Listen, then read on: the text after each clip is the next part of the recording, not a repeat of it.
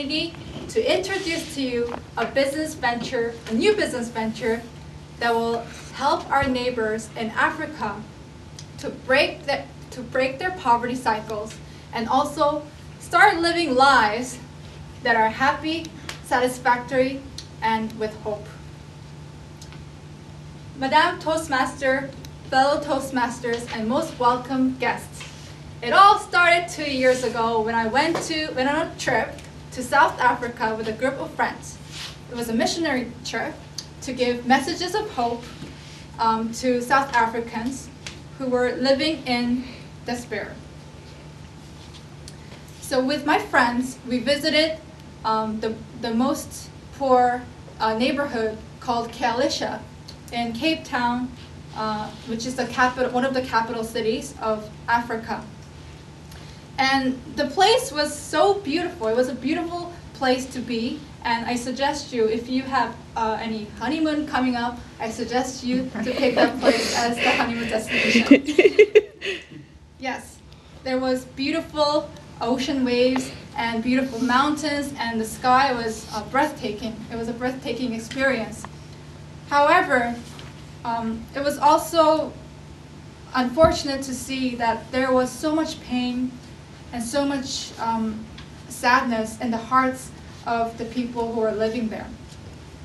In a stark contrast to the life that we live here in Canada, 1 million Africans were living in a very desperate situation where they lived in makeshift metal houses that they made them by themselves with no electricity, no bathrooms or shower facilities, and it seemed as if that the government wasn't really caring for the people there. On one occasion, we were doing door-to-door evangelism, telling them about Jesus and God and how they're loved and God has a purpose for them. On my first visit to a house, I met this woman who was suffering from an illness, tuberculosis. She also lost her friends to that disease. And this light of hope was being dimmed in her eyes, and it was so sad to see that. And I thought that tuberculosis, it can't be cured here. It's not an incurable disease. It can be cured with modern medicine if they can get the right medicine and help. I also met some African youth. I learned that every night there will be gang fights that leave some people dead. And it was because there was so much anger in these youth because they were losing hope. There were no jobs, there was no future, although they had dreams to become doctors, nurses, pilots, and politicians. And there was also an invisible wall preventing them from becoming leaders of the country because they weren't getting the education they needed, and there weren't teachers who could teach them properly. And on my last day of the trip, I was in the local market where the local artists and craftsmen were selling beautiful pieces of art, like jewelry, paintings, and home decor items. I'm going to show you one painting that I purchased from the local market. It's this painting here. It's a painting of an African woman. It's showing, when I see this painting, I can see a few things that's showing what her life is like. The first thing that stands out to me is the big ball of, I'm not sure what that is, but it seems like a big heavy thing on her head. It's showing that there is so much burden in her life, that she's a thin woman, but it seems very heavy. So it demonstrates that her life there's so much burden on her life. Another thing that I see is that her necklace. It seems as if the necklace is suffocating her and choking her.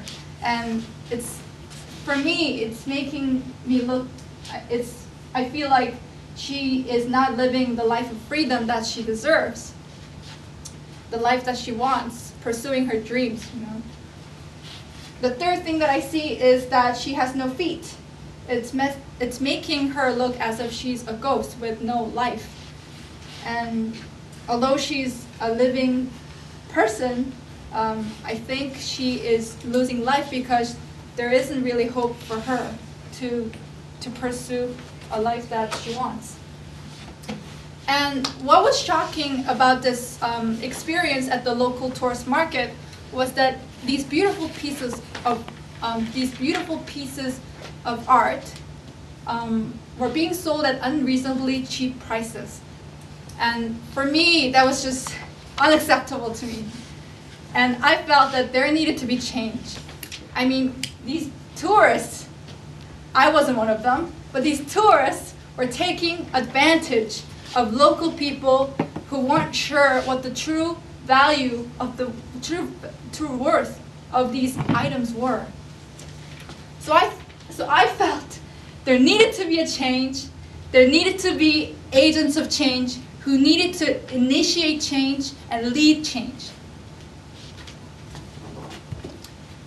Dear investors, how much would you pay for a work of art like this? If I were you, I would be willing to pay $50 up to $100 if that's going to change the lives of the people. And I'm sure you would feel the same way. So I'd like to propose to you a business venture where we can turn the local community around and improve the lives of these people so that the community will become a prosperous community where people will have hope, where people will have jobs, and where people will live a life that's different. So my business idea is to import these beautiful crafts and paintings to Canada so that the people, Canadians, can purchase these arts.